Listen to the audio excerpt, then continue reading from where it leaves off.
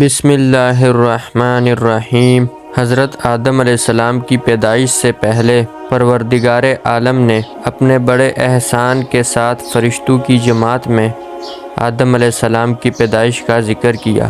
سورہ بقرہ میں اللہ تعالیٰ فرماتا ہے وَإِذْ قَالَ رَبُّكَ لِلْمَلَائِكَةِ إِنِّي جَاعِلٌ فِي الْأَرْضِ خلیفہ، اور جب کہا تیرے رب نے واسطے فرشتوں کے، بے شک میں پیدا کرنے والا ہوں زمین میں ایک خلیفہ۔ پروردگار عالم نے جب آدم علیہ السلام کو پیدا کرنا چاہا تو حضرت جبرائیل علیہ السلام کو فرمایا کہ روئے زمین سے ہر رنگ کی مٹی، سفید، سرخ، سیاہ، شور و شیریں، نرم، سخت میں سے ایک مشت خاک اٹھا کر لا کہ میں ایک مخلوق پیدا کرتا ہوں۔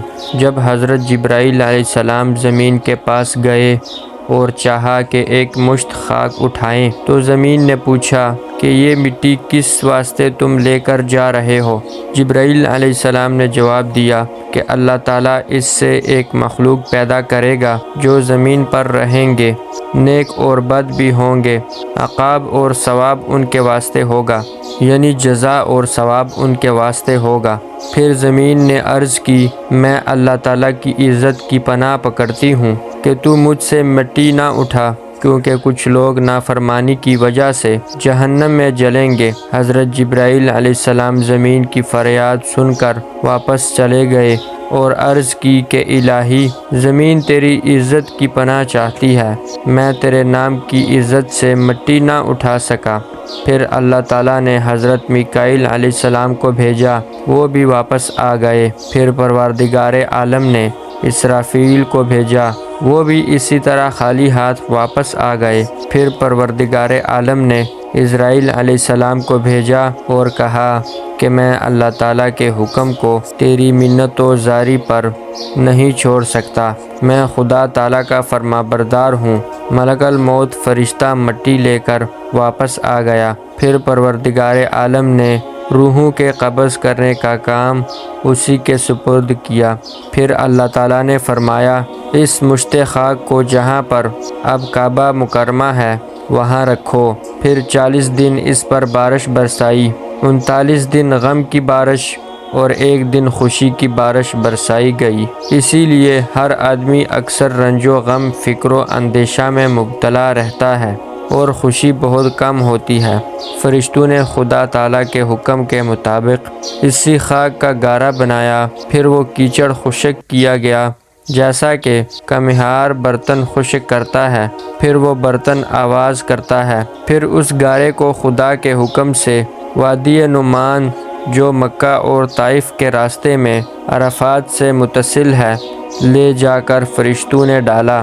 پھر حق تعالیٰ نے اپنے دست قدرت سے اس گارے سے حضرت آدم علیہ السلام کا خوبصورت جسد بنایا۔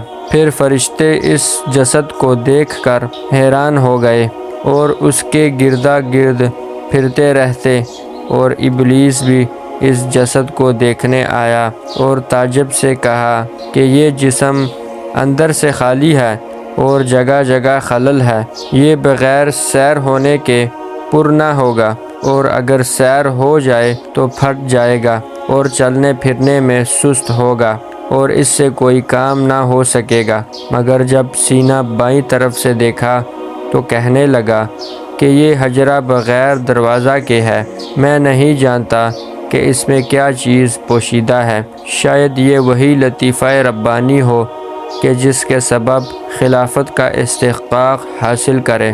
بعض روایت میں ہے کہ وہ جسد 40 سال تک وہاں ہی بے جان پڑا رہا۔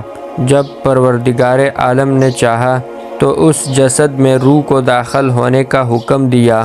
ادخل ایھا الروح فی ھذہ الجسد، یعنی داخل ہو جا اے روح اس بدن میں۔ جب روح اللہ تعالیٰ کے حکم سے سر کی طرف سے داخل ہوئی تو جہاں جہاں تک روح پہنچتی گئی وہ خاکی بدن کو جو ٹھیکری کی طرح تھا گوشت پوشت ہڈی سے بدلتا گیا۔ جب روح سینہ تک پہنچی تو حضرت آدم علیہ السلام نے اٹھنے کا ارادہ کیا تو وہ وہیں زمین پر گر گئے۔ اللہ تعالیٰ نے فرمایا وَكَانَ الْإِنسَانُ عَجُولًا، یعنی پیدا کیا گیا انسان جلد باز۔ پھر اسی حالت میں آدم علیہ السلام کو چھینک آ گئی تو الہام الہی سے آدم علیہ السلام نے کہا الحمدللہ، یعنی سب تعریفیں اللہ تعالیٰ کے لیے ہیں۔ اس کے جواب میں پروردگار عالم نے فرمایا یرحمک اللہ، یعنی تجھ پر اللہ تعالیٰ رحم کرے۔ اور اس کے بعد حکم الہی سے ایک فرشتہ بحشت سے ایک مرثا جوڑا لایا اور آدم علیہ السلام کو خلعت الہی سے مشرف و مکرم کیا اور عزت کے تخت پر بٹھایا۔ وہ جمعۃ المبارک کا دن تھا۔